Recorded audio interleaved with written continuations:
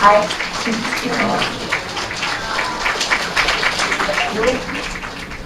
well, and so I was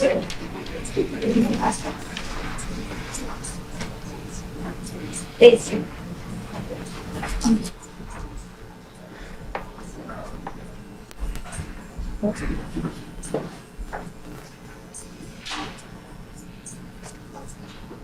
Good evening, ladies and gentlemen. Master Qinghai was born in a wealthy Vietnamese family.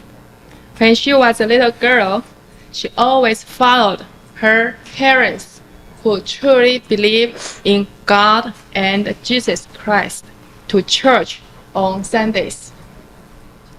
During the weekdays, she spent most of her after-school hours with her grandmother, who was a true faithful Buddhist, and studied all the Buddha sutras.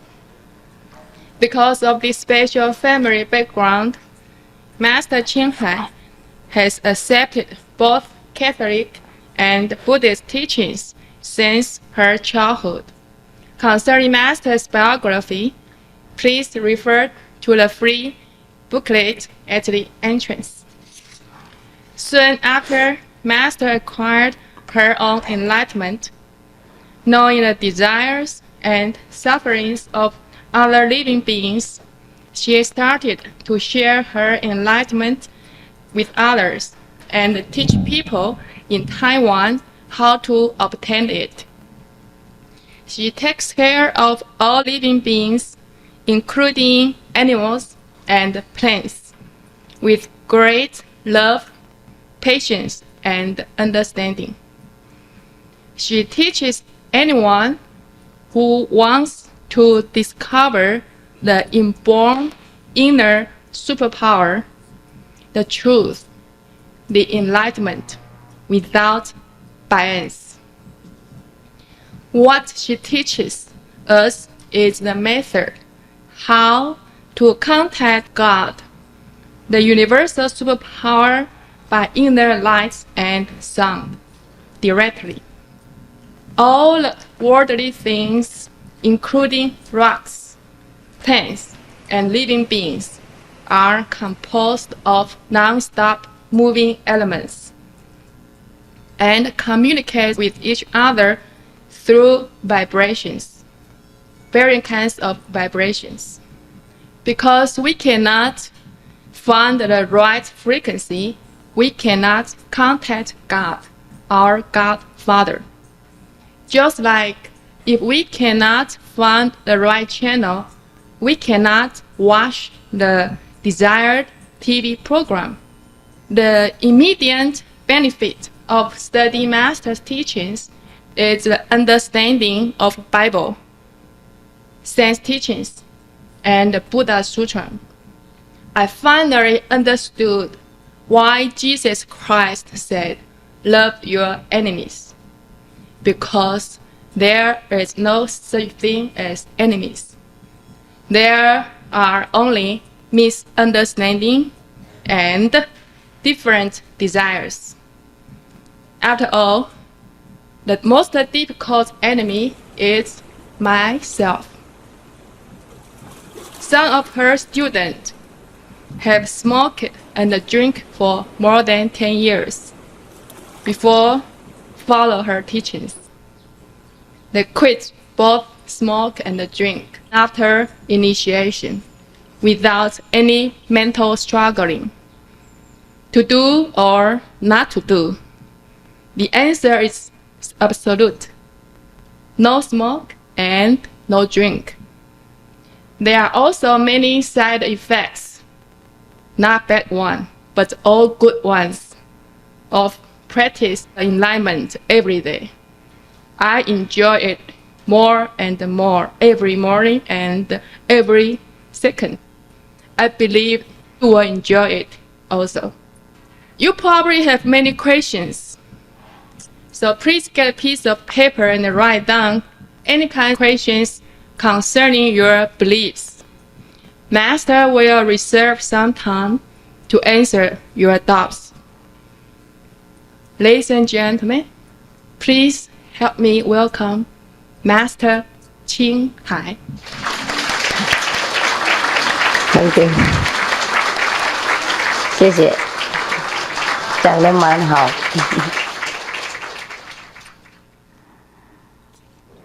She spoke so well. I wonder if I have any more ideas left. She's stolen everything. Now I will pray to God. Please be merciful and send something. Good evening, first of all. And I'm happy to see you again today.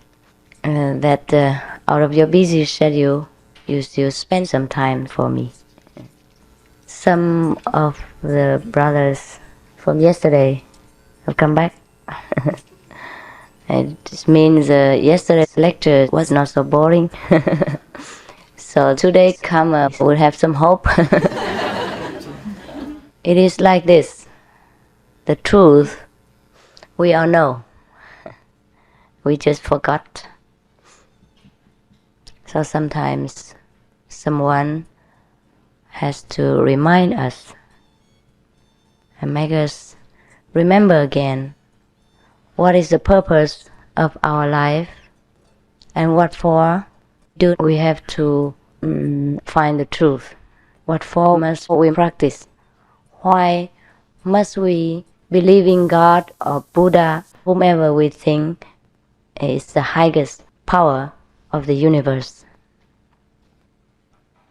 When the Buddha was still alive, he often spoke to his disciples about the importance of self-discipline and practicing self-realization. Now the disciplines we all know. Other scriptures mention these things, such as non-violence, loving thy neighbor, loving thy enemies, etc., and leading a very pure and virtuous life. Now, the problem is that when we are confronted with the reality and the pressure of the society, it is difficult for us to love thy enemy or to love thy neighbor. But actually, we are not to be blamed for. It is because we are so helpless and powerless against the mass influence of society and the pressure of nowadays living. Is my English okay? The lady looks so so desperate.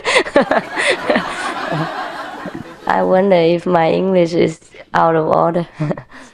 You are just paying attention, right? Not because my English is so lousy. It's not Oxford English. It's a kind of a mixture between English, Vietnamese, and French, and Italiano, and German, and Taiwanese. Now, why is it that we could not keep the discipline laid down by the ancient masters?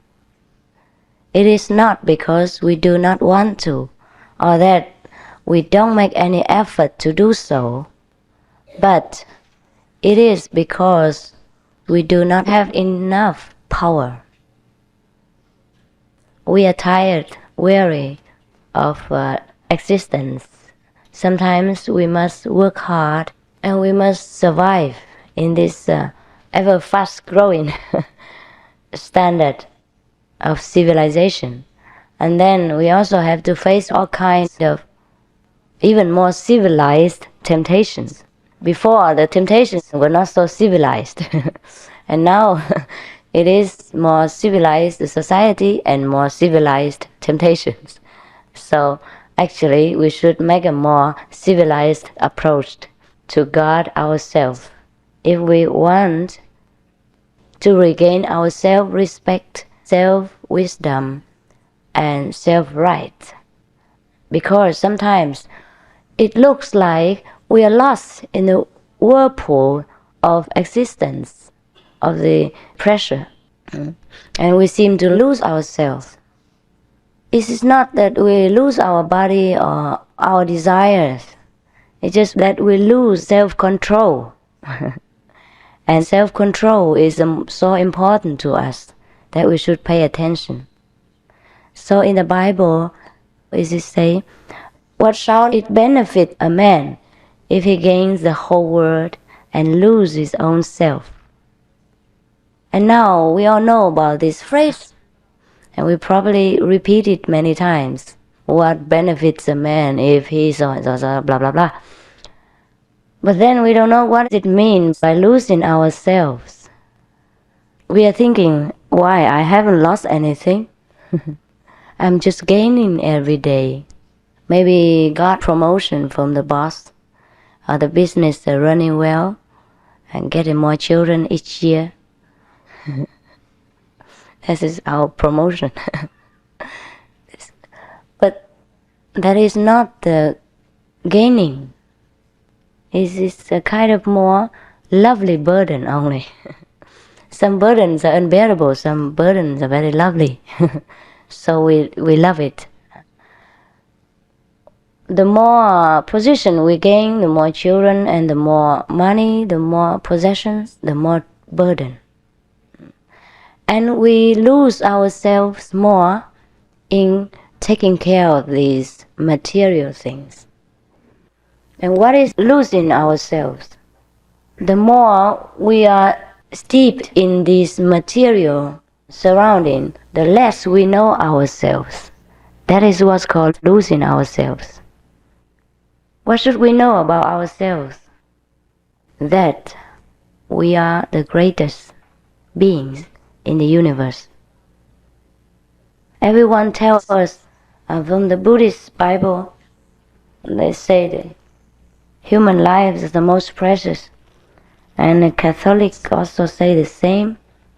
And then in the Mohammedan scriptures, Muslim scriptures, it is said that we are guests on earth only. So it means our home is not here. It means we are greater than just a human shell of the body. Now then, everyone told us that we are so great, but where is our greatness? What is so great about a human existence? At most, we know our greatness only through our mortal understanding. It is like what kind of position we have in our company, and that measures our greatness. Or in society, how successful we are, and with that people would measure our greatness. That is the most. From our human point of view, we can judge how great a person is. But then, if we think carefully, these things are not permanent. Even, the presidency is not forever for anyone to hold. And the presidency for a nation is the highest position, the most prestige. But then you can't hold it forever. And so many millionaires, so many world famous persons have gone out of sight, and we do not know where they have gone. We can know where they're gone if we practice the method laid down by ancient and present masters. They all have the same and one method. Whoever say that they preach the truth, really, then they must teach the same method. That is, the method that helps one to realize how great one is, and what the relation is between us and our Father God, or the so-called Buddha nature, or the Tao. The different names from different religions indicate the same power as the Almighty, the ever-present, everlasting, the all love and mercy. This is what we call God, or the Most High, the Almighty, the Tao, Buddha nature, or the Rulai, Tathagata. Why is that many people call him by different names? It is because of different traditions and different ways of expressing. It is also because of the language barrier, and people do not often translate the real meaning into the local language. For example, everybody knows Buddha, yeah, and think he is the only one Buddha. No, Buddha is only a title for an enlightened saint. You may even call him Christ. It is like Christ is a title for an enlightened being in the Hebrew language. Now we don't translate it into English, and then we keep calling him Christ or Buddha, and then we think there are only two famous saints, and they're the only ones in the world ever to come and ever will be. And so here we confuse ourselves. Now in modern times we have another word, guru. Yes, so now everybody becomes a guru, even I myself. I was so surprised to see on television, Guru Jinghai comes. I said, Jesus, now I became guru. It is good for the Americans because they are now acquainted with the name guru. If the television or newspaper would say Jinghai Fa Shi, that means the Chinese title for guru, then people would shake their heads and say, what is that? Fa Shi. Huh? Or if the Sanskrit person say Jinghai Buddha or whatever, then people will think, no, there's only one Buddha in India and he died 2,000 years ago. And people would fight, thinking I am boasting about myself to have become a Buddha. Actually, to be a Buddha is nothing so terribly out of reach. It is just like you learn for many years and you became a doctor. And so you can learn many years and many ways and become a Buddha. And so do not make a big deal out of a Buddha and then make a small deal out of ourselves. That is unfair and very self-detrimental. Yeah, self-disrespecting. Yes, because the Buddha also say we all can become Buddha and we all have Buddha nature. That means we and he are equal. But the only difference is he has discovered his Buddha nature. That means his inner treasure, and we haven't. Or some of you might already have.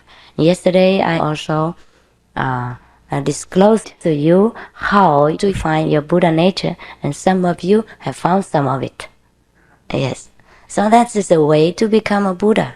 It's so simple and so scientific, nothing mysterious and nothing pushy that cannot be reached by the average person. But why is that we have heard so little about the method of how to become a Buddha?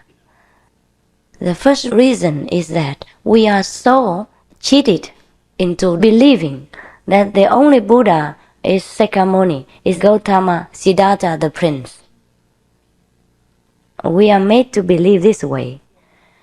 The same, we are made to believe that Jesus was the only Christ on earth, and there was no one before, no one after him. But Jesus himself has declared that before him there were other prophets, and he in fact was the reincarnation of those ancient ones. In the research about Jesus, we have read about this. And the Buddha also said the same. Before him there were countless, numerous Buddhas, as many as the Ganges sand. No? Did he say that? Yeah. Are you not Buddhist?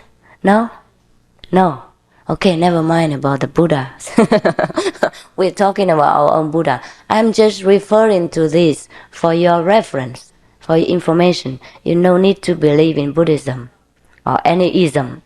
You should believe in your own innate heaven. Because the Bible says heaven is within us. I have found it and so can you. As it's easier to verify the heaven within us than to blow your nose. To blow my nose, I have to first find a piece of paper. And if there is no paper, it is difficult. But to find the heaven within is a matter of seconds and minutes. And I have just told you the reason why we have not heard so much about the Buddha's teaching or Jesus Christ, and that the majority of people could not believe that they can become Christ, that they can become Buddha. It is because we are made to believe. We are so ignorant, we are so stupid, we are so small, we are so helpless, we are nothing, we are sinful, we are so and such and such and so. We are nothing at all, absolute. And then from generation to generation, we are brainwashed. It was forced on us, this kind of false belief. But we forgot the Bible says, all beings are God's creatures. And then God made man in His own image. That means we are God, we are the same. And Jesus said, I and my Father are one.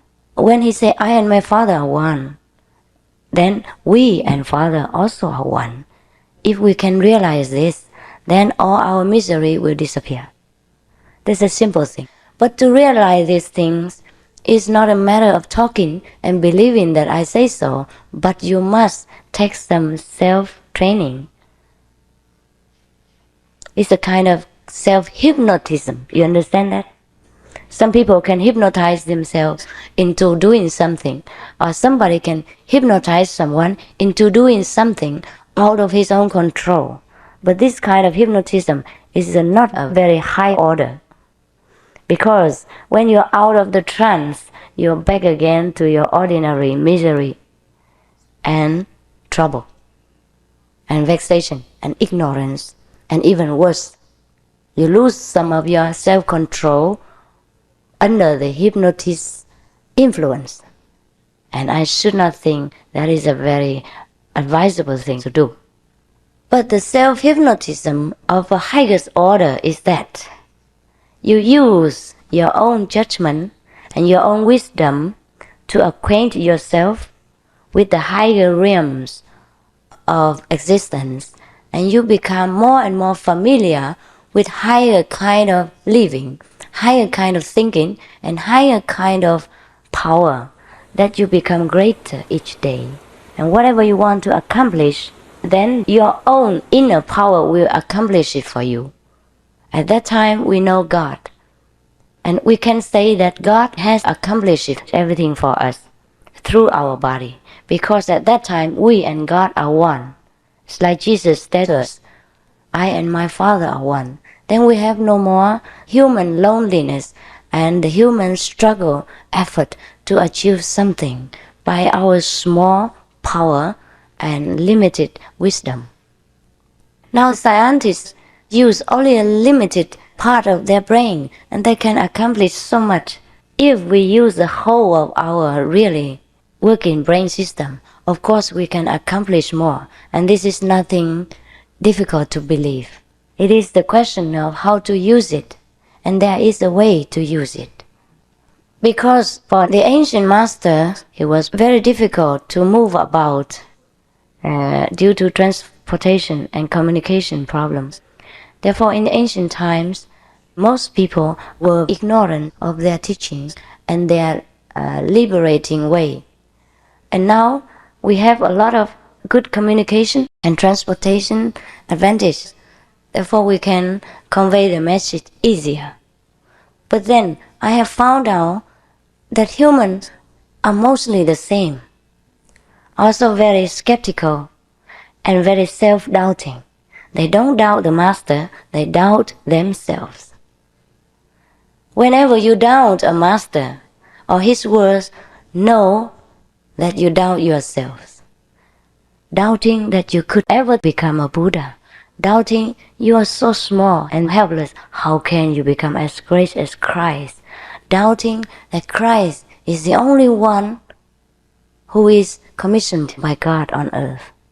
Doubting that God is not so merciful, that each period, each era would send another son or daughter to come out to fetch you home. This is a great doubt of a human mind. Not that they doubt the teacher or the teaching or the method, they doubt themselves. Because they are so let down, so put down, so looked down upon for hundreds, billions of years of incarnation after reincarnation, and they are brainwashed into believing that they are nothing, that they are only sinful beings and they could never become anything. And this is not the teaching of Jesus. Jesus said, whatever I can do today, you can do also. No? Didn't he say so? Yes, he did. Yeah. What does that mean? He didn't say, I am the only one that can do all these miracles and all saving the preaching and liberating work. He said, you will do the same. You can do the same. You might even do better. I think he said something like, you might even do better. Yes? Oh, that's great. I praise him. I praise him. I love him. I worship Jesus. That is what he was teaching. And we forgot all about that. We believe in what the church and the priest tell us. We are sinful. Without Jesus, we will go to hell. If Jesus comes back again, he will cry his soul out, because his teaching has been distorted and tortured into such sense, into such a shape. And he did cry. He does cry. He's crying. Some of my disciples meditate and contact Jesus inside. He's now not on the earth plane. He works in a higher dimension, that's all. Jesus never died. His body only disappeared on earth, but his soul body is everlasting, is always existing. He's only working in another dimension with higher intelligent people, easier to teach than ours. I'm sorry, again, too straightforward is no good. But that's what he told me. Anyhow, I'm sorry. You don't need to believe that. Yeah, it's difficult to tell the truth sometimes. Yeah, you must forgive my straightforward way. Anyhow, some of my disciples meditate, and because they were born Catholic, Catholic believers, so naturally they will contact Jesus or Maria.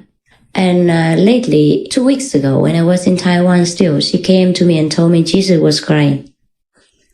And I said, why is that? She said, because he thinks his children believing in his name are going down to the lower scale of existence. Only believing in his name, but not knowing the way to reach him. Therefore, they get no liberation. And then he cries because of his children's ignorance and because of the harm the false belief has done to them. And of course, when I heard this, I also wanted to cry. And my tears did not flow out, it only flowed inside. And that's even more painful. Because I don't know what else can I do to fulfill his left behind mission for him, that he would stop crying. You see, once you have left this physical world, even if you were a very high master, you cannot help the physical beings anymore, except through inner communication, which is very difficult to reach by most human beings, except by some exceptional persons who have a kind of telepathy, inborn nature, or by their own previous life practicing. They are left with some psychic power or the inner communication ability. You understand what I mean? Or we might call this the sixth sense or the seventh sense, the higher dimension understanding. Then you may even see Jesus without practicing any prior meditation. Some of them are very receptive.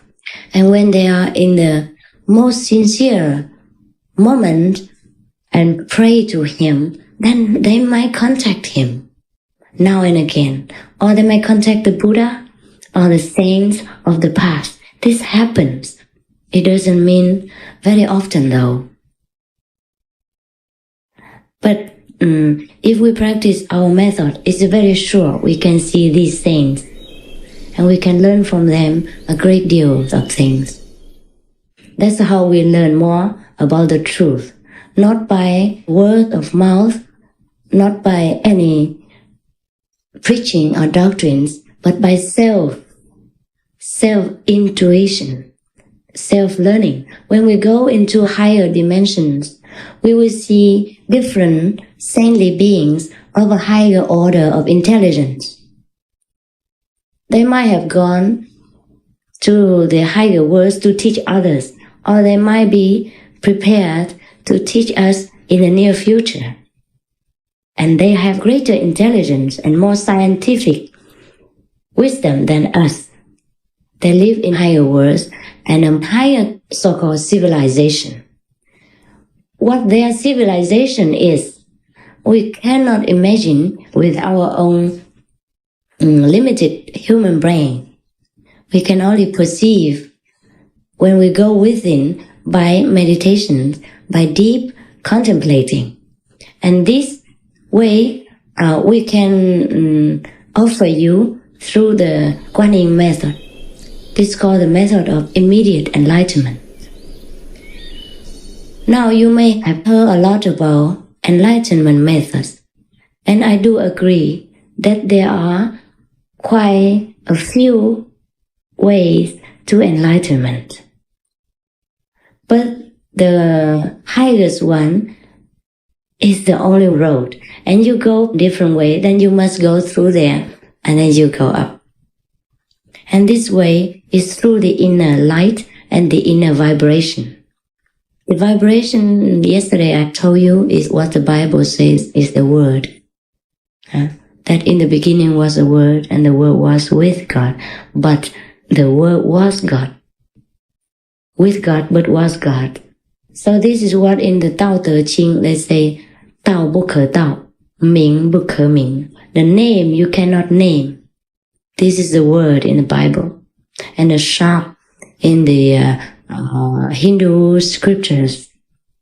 And the Kuan Yin, or what you call the sound hearing method of the Buddhist canons.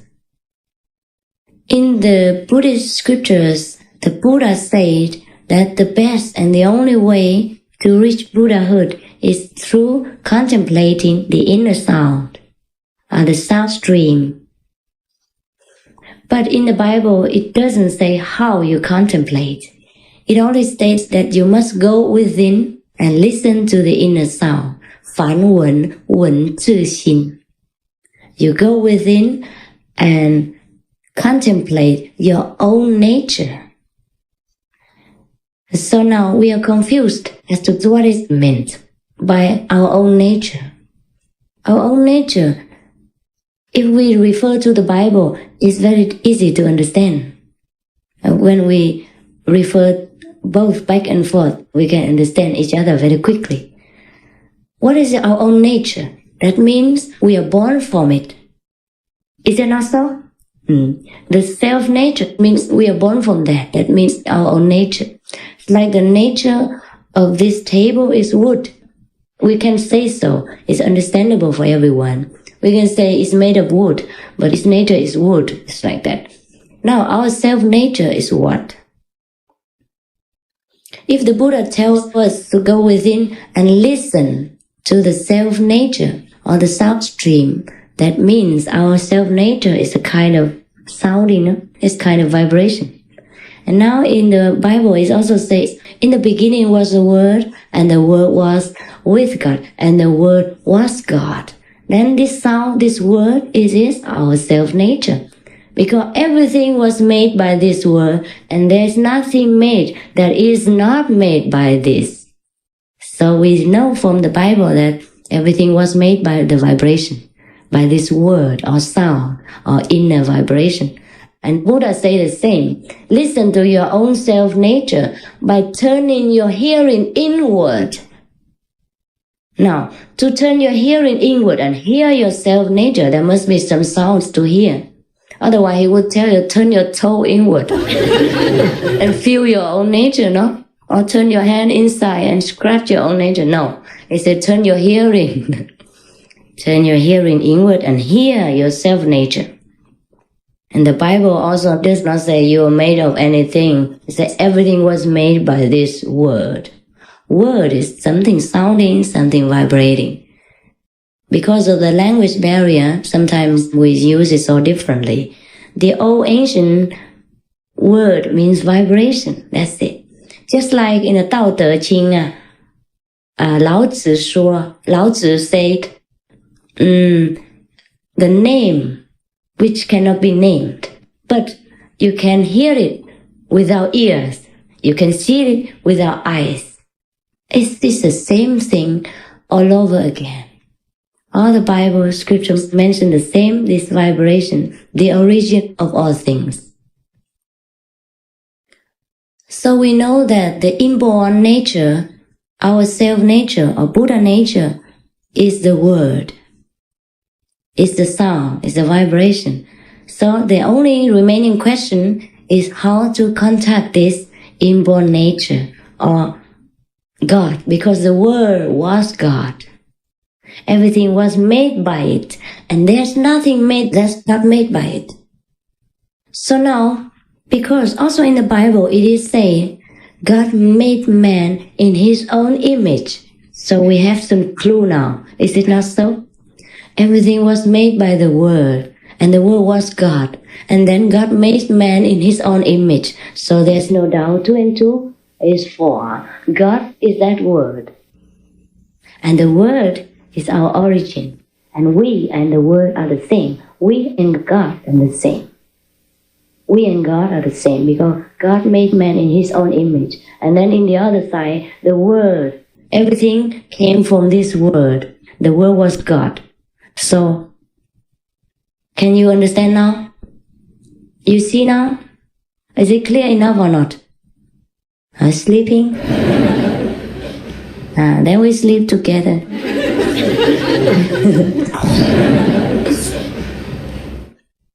If I speak not so lousy, then respond. Because we are studying together, not that I am preaching to you. Understand that? We are all the same nature. Everything was made by God, or this word, or this self-nature. So do not make me a God and sit there like statues and waiting for me to preach to you some high-reaching sermon or things like that. It's very scary. We should become equal in order to understand each other and cooperate in order to communicate. Yeah, I do not like to sit like a guru and such a big deal, make a fuss out of everything. I sincerely want to discuss with you our questions, our problems, which I had before and which I know you now carry in your heart. And if I have discovered something new, I will tell you, and if it's incorrect, you may tell me. If you know something better later, you can also tell me. Yeah, this is a better atmosphere like that. So now we know the Bible and the Buddhist Sutra spoke of the same thing. So the only remaining question is how to find this self-nature or this word or this God. So to know God is to know this word. We come back to the conclusion because the word was God and everything was made by it. And then God made man in his own image. So we come from this word or this God. Actually, the word, if the word was God, now we do some intellectual wrestling just for the sake of fun. Now, if the Bible says the word was God or the word is with God and then the word was God, then why didn't he just simply say, in the beginning was the word? Or the word was God, or in the beginning was God. Isn't that more simple? Why does he have to say, in the beginning was the Word, and then the Word was with God, and then come back and then the Word was God? Why didn't he say the Word was God, or in the beginning was the Word? Forget about God, or if there is God, then forget about the Word. What is the complication for? Who knows? Please raise your hand. You know? Before the vibration God displayed. Yeah, that's good. You enlightened. 1 point for you. An A for you. In America, A is good. Yeah. Okay. Oh, thank God. Otherwise, I make trouble. Yeah. Therefore, we learn from Buddhism as that they also say in the beginning there was nothing, non-existence, and then also we learn it from the Tao Te Ching. In Taoism, it also says in the beginning there was nothing, only Tao. And then the Ming, the name came. A name, that is a vibration. The word. In the West, we say the word, and maybe in Chinese at that time they say the name. So the difference between the language makes us confused and make other religions separate and fight each other. This is a pity. We should not do so. And in the beginning, there was only God, or we call the love ocean, and there's nothing at all. No vibration, no light, no darkness, no thinking, no moving. And then the movement arose. That is the word, the vibration. And then everything became created. So actually, the word isn't God, but the word is God.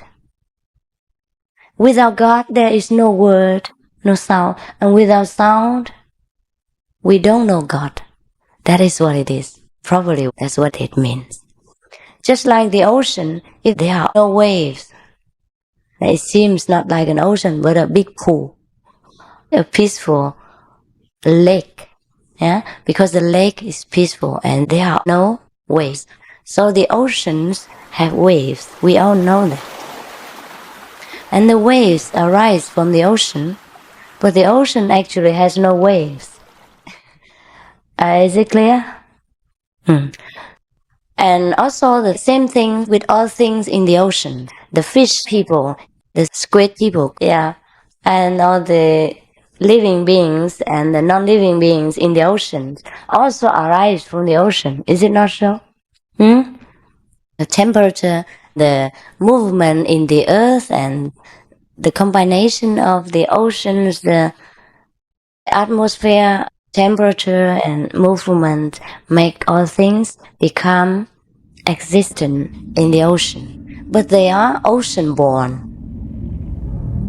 So similarly, the vibration arises in God's blissful ocean of mercy and love. And then all things combined with the force of nature. There are two forces then that arise. Any movement will kind of create a force or two forces. One is the pro and one is contra. So we call in Chinese yin and yang. And we call it in Western terminology negativity and positivity. And so this negativity and positivity, when they are mixed together or somehow integrated with each other, then they create the third thing. And that's how all things came into existence. I don't know if I am going too far. It's just like electricity. There are two poles. One is negative, one is positive. And when the plus and the minus are put together, then it has power. It's what we call electric power. And then it starts all movements, or light and everything else we need. Actually, electricity is neither positive nor negative. But without positive, without negative, we have no electricity. And so, the same with all things. God is neither good nor bad. He is only an ocean of indifference and love. He knows no hatred. He knows no dirty and no bad and no sins. Therefore we call him the ocean of love and mercy. He discriminates not between the bad and the good, the beauty and the ugly.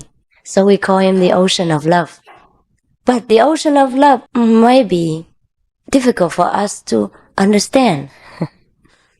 Therefore, this vibration arose, and then the negative and the positive. Then so we have time to compare. And then we begin to understand what is good, what is bad, what is wisdom, what is ignorance then. But it is fun, no? It's fun. If there are no opposite forces, then probably we always be in ignorance. We cannot appreciate God's love and mercy. So it also has some purpose. There is another theory in Buddhism. People believe that there is no God. So the Catholic people call the Buddhists atheists. Is that the right word for it? Meaning non-believers, pagans. No, the Buddhists deny that they are atheists. They say, of course they don't believe in God, but they believe in Buddha. So both of them are fighting desperately, intellectually.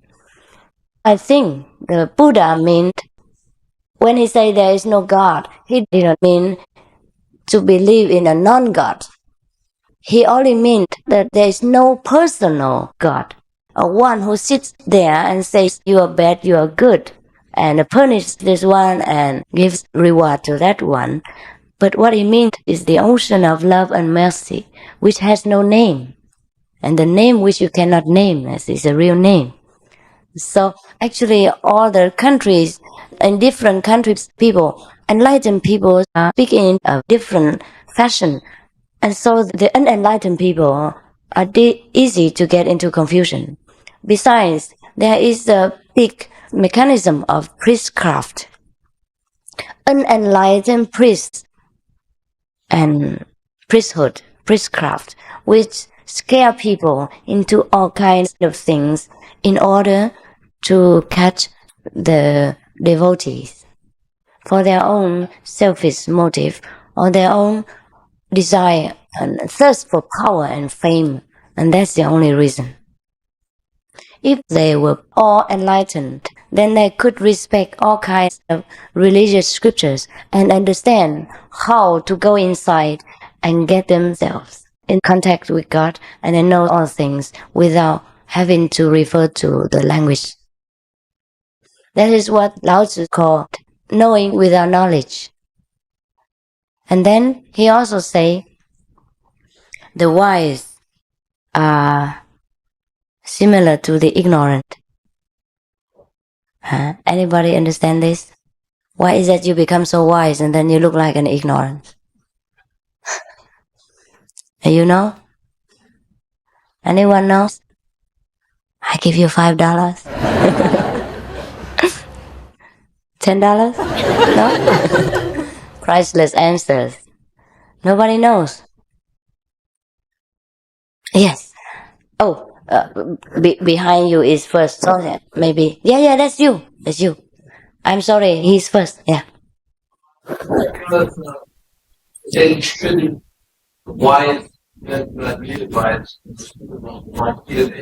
Wise does not say anything to show that he's wise because so people get it.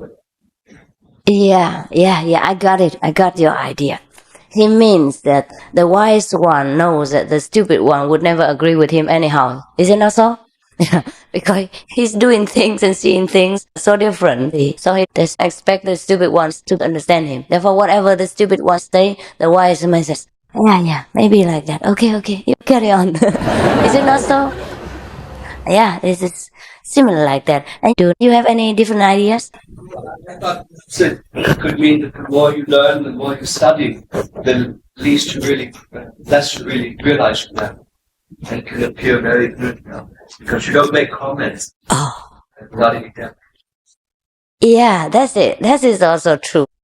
He says the more one learns, the more one realizes how ignorant one is. And so one stops chatting. and then stop making comments and making discussion. Yeah, one becomes more humble, that's right. So it looks like one learns more and becomes more stupid, more ignorant, more humble. But actually, I think he means we more humble. That is the more correct word. Yes. Actually, the more one learns, the more humble one becomes. Because one realizes that everyone has God's nature, has the Buddha's wisdom, and one can learn from each and every one of our neighbors. And one can respect and love each and every one of the human beings encountered on the street. So one becomes actually more humble. Maybe Lao Tzu means one becomes more humble. That's what it means. Yeah, I do agree with you both. So I think later you'll get $10 from me. Oh, you have to do it for free. You cannot always wait for the prize. But anyhow, I have said it, so you get it. Yeah, this is good. So what is it that makes one so humble? It is the vast knowledge of the universe that one could never understand enough that makes one humble.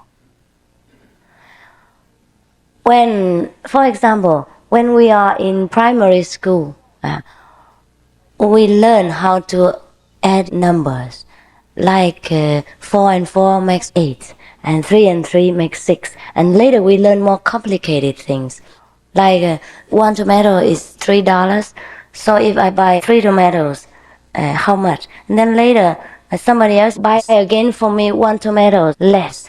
So I have only 2. So now how much do I have to pay, and how much that person and all this kind of complication. And if we have solved this mystery, and we feel very proud, we come home and tell our parents how great we are at school, that we can make 1 tomato less and 2 tomatoes more without any problem. And we can make numbers working and running, and we feel so proud. And that is our small accomplishments, and we feel very proud. And later when we go to high school and college, this petty fight will wash itself away, because we know this is so little we know. Is that not so? Yes, similar things. Those who practice very little, they boast a lot. They like to let people know they have superpower and demonstrate it in public, or write books about it and charge people money for it. Of course, that is the ultimate, okay? I cannot forget that. But those who practice at a very high level, they cannot use this thing anymore. They feel ashamed if they ever have to use it, if they are even forced to use it. Remember the story of Moses? When he came back to his kingdom before, he was banished for a while, and he went to the desert. And then he did not die, and then he had seen God, and he had seen the flame, and he heard the thunder. Remember? As this is the inner vibration and the inner light. So now we know if we practice this method. Before I didn't know what it means. Why is God's voice like thunder? And then why is it he appears like a big flame? It sounds so terrible, so scary. But no, the fire isn't the fire, and the thunder isn't the thunder. The thunder is so soothing that we will want to listen to it again and again. It's not the thunderous and boisterous outside thunder, but it's the inner one that heals all kinds of sickness and ignorance and arrogance and all kind of misery. But I may inform you, the thunder inside even is not the highest sound that you should listen to. It's only one of those high beginners. There are others which are more enchanting, more wisdom offering, and I think, I don't know how to explain. It's everything in it. Now I just forgotten what is that, where I was before. I'm getting old. What was it? Moses, yeah. Now, when Moses came back to the king, he was showing off his miracles. He made the stick become a snake. Oh, and then afterward he repented. He said, I'm sorry. Forgive me, God, for misusing your power. And that is the attitude he should have in the beginning anyway. And remember the story of Jesus when he went to the marriage party, and he had to make wine out of water. Was he so willing and so proud and so immediately doing this? No, he wasn't. He even slightly so-called scolded his mother. Why have you disclosed this thing to people? Is that not so? Yeah, he blamed his mother for being so kind of, how you say, Advertising. yeah, actually talk too much. Yeah, that's right. Actually, in this modern language, we may say like that, talk too much. But actually, because he respected his mother, and his mother already prepared everything. So he told the people, fill the jugs with water. He was forced into this situation, and he was so embarrassed. Yeah, that is the attitude of the wise. When they have to do these unavoidable things in unavoidable situations, they feel very ashamed, not proud. That is the way to discern between a real and a false master. The false master always advertise their small, petty, miraculous power. The real master never. If he has to do it, he does it in secret. Only the disciples know, and only when necessary, in order to help the disciples out of some awkward situation, or to heal their sickness, or to help them mentally, or to help them in their spiritual progress. And the disciples know so well how great their master is, and they know very well. They alone know. No wonder when Jesus or Buddha were alive, people were worshipping them like God, because they knew how great the masters were. Only they knew. And so the outside people looked at them, worshipping them, their masters, like God, worshipping them more than the average priests and monks or other so-called prophets. Then they became jealous, they became angry. So arose all kinds of attacks and harm to them. If only these real masters demonstrated to the people at large how great they are and how many kinds of miraculous power they possess, then you could imagine how many people will run to them. They don't have to do anything more, do not have to spend so much money, just go on TV and do some tricks. Yeah? And that would be enough. Or heal some sick people in front of thousands. And that will be the end of their mission. Everybody would come to their feet, and no need to do any more advertisement, and no need to work so very hard and run from one place to another. But they are not to do that. They cannot. They are not in a position to do so, and they are so humble to do so. They cannot even imagine doing such thing. That is the problem.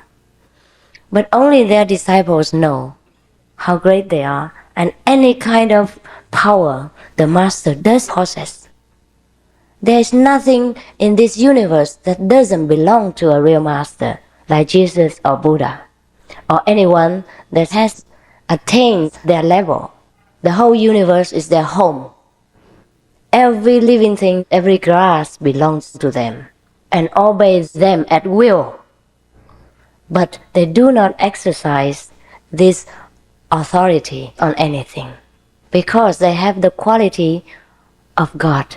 And God is free will, freedom, live and let live, love and love only. No pressure, no pushing, no controlling, no hinting, no tricking, no using any power to convert people, but using wisdom, logic only, in order to appeal to their own wisdom, so that they themselves awaken. They awaken themselves, not by any power or hypnotism. The master can hypnotize, can do all kinds of power, all kinds of miracles, but they don't, because they came from God, and God is all free. God is not interfering with people's business. God doesn't mess around, mess in others' affairs. He lets you alone to decide which path you follow, which way of life you choose, and which realm you want to enter. If you want to go to heaven, it's open. If you want to go to hell, it's also free of charge. But the road to heaven is difficult to follow, because narrow is the way that leads to life. Broad is the way that leads to destruction, and so many will walk therein. Why is it the road to God is so narrow? Some even say it's like a razor edge, no? So sharp and so difficult to walk on. It is because the road and the way to it is contradictory to our way of thinking and to the worldly desires and temptations. We have to swim in the ocean, but also have to protect our clothes from getting wet. That's how hard it is. We have to live in this world with all temptations and struggles, and yet we have to keep discipline and purity like the lotus born from the mud, but so pure and clean and so fragrant. And that's how we have to become saints in hell. In Buddhism, there is a saint. Legend has it that he is forever in hell, because he vowed to save the sentient beings in hell. Now, we imagine no one can live in hell, because hell is so hot, full of fire and all kinds of punishments. How can a saint, a bodhisattva, it means a Buddha of the second degree, can live in hell and forever live there? It is possible.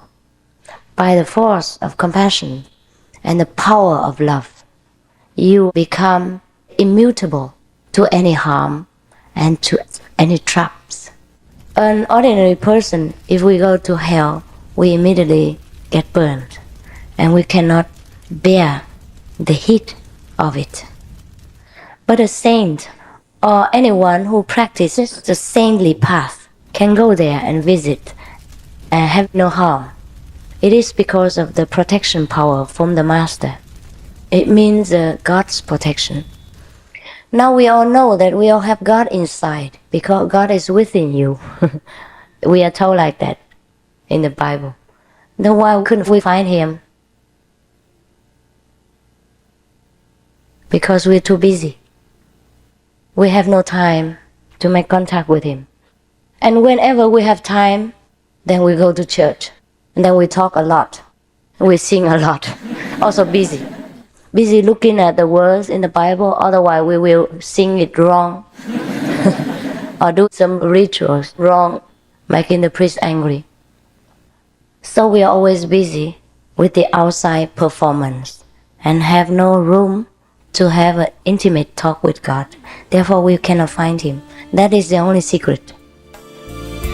Ai có biết lòng anh e ấp chẳng nên lời, hãy nhìn trong đáy mắt bao sóng tình lên khơi.